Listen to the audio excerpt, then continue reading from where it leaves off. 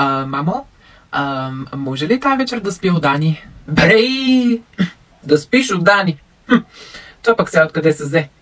Да, мамо, ние искаме да си направим парти с преспиване, като по филмите. И ще сме в пижами, ще ядем кроки, ще гледаме страшен филм. Ще е толкова яко. Айде да, мамо, моля те.